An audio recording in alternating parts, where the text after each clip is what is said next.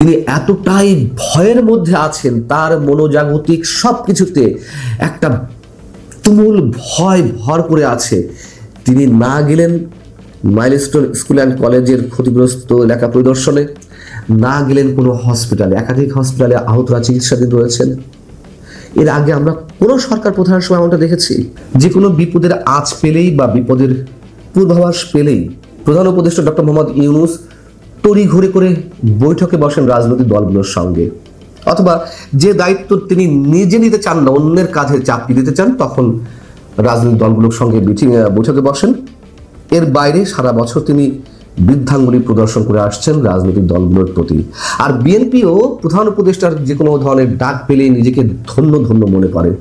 সরকার বা প্রধান উপদেষ্টা নাকানি চুবানি খাইয়ে আসছে, এই কথা দেশের প্রতিটি সাধারণ মানুষ থেকে শুরু করে সবাই বিষয়টি বুঝতে পারলেও হয় বিএনপি বুঝতে পারছে না, অথবা বিশেষ এক কারণে বিএনপি সরকারের কাছে ধরা। কি কারণে তারা এতটা ধন্য ধন্য মনে করেন নিজেকে, মানে প্রধান উপদেষ্টা ডাক পেলেই, আমরা জানি না। মাইলস্টোন স্কুল অ্যান্ড কলেজে বিমান বিধ্বস্তের ঘটনায় যখন ছাত্ররা ফুঁসে উঠল নিহতের প্রকৃত সংখ্যা প্রকাশের দাবি সহ আরো বিভিন্ন দাবিতে, তখন কিন্তু আমরা স্পষ্ট দেখতে পেলাম যে ডক্টর মোহাম্মদ ইউনূসের পায়ের তলা থেকে মাটি সরে যাচ্ছে এমন একটা অবস্থা। ঠিক সেই মুহূর্তে তিনি রাজনৈতিক দলগুলোর সঙ্গে বৈঠকে বসলেন। মাইলস্টোন স্কুল অ্যান্ড কলেজে বিমান বিধ্বস্তের ঘটনায় ঠিক একই রকম দৃশ্য আমরা দেখলাম। সেখানে কাদেরকে ডাকা হলো? বিএনপিকে, জামাতে ইসলামীকে, ইসলামী আন্দোলন এবং জাতীয় নাগরিক পার্টি এনসিপি। একদিকে সারা দেশে শোকের মাতম চলছে, বৈঠকের নামে আমরা কি দেখলাম?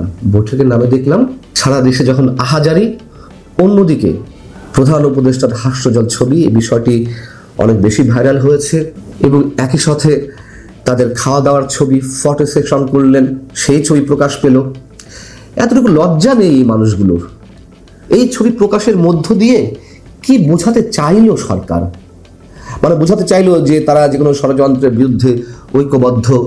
ডক্টর ইউনূসের পায়ের তলা থেকে মাটি সরে গেছে, তার জন্য তিনি রাজনৈতিক দলগুলোকে আবার ফ্যাসিবাদের বিরুদ্ধে ঐক্যবদ্ধ থাকার কারণে, ঐক্যবদ্ধ থাকতে তিনি সব দলগুলোকে, মানে রাজনৈতিক দলগুলোকে ডাকলেন।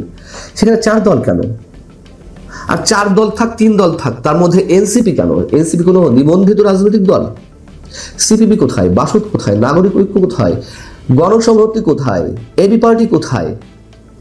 আচ্ছা, এই ভদ্রলোকের অধীনে কিভাবে সুষ্ঠু, নিরপেক্ষ, অবাধ নির্বাচন সম্ভব?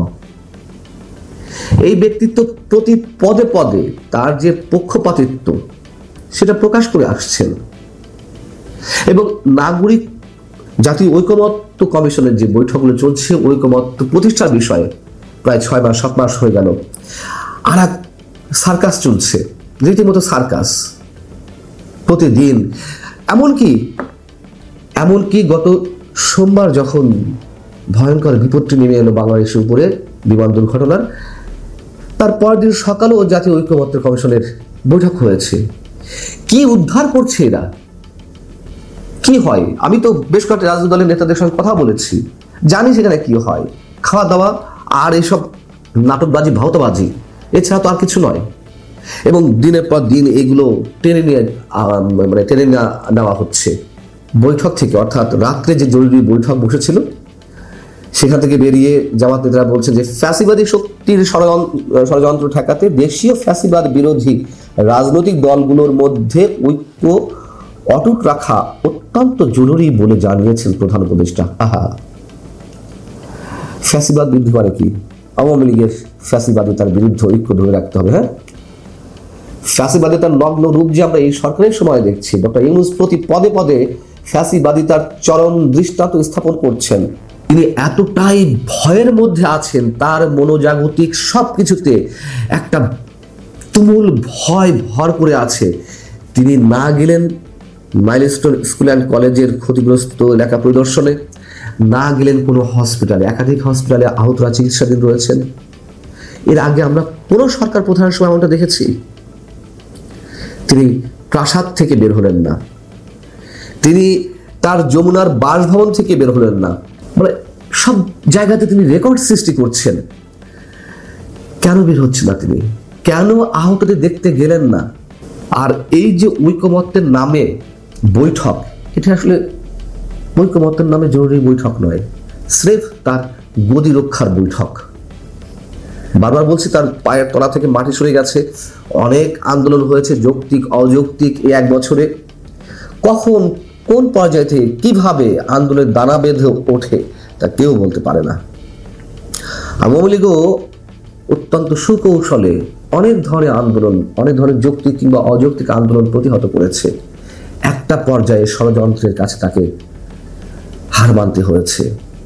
ডক্টর ইউনূস যতই চতুরতার পরিচয় দেন, যতই কৌশলের পরিচয় দেন, এগুলো করে শেষ রক্ষা হবে না, এটা ইতিহাস বলে।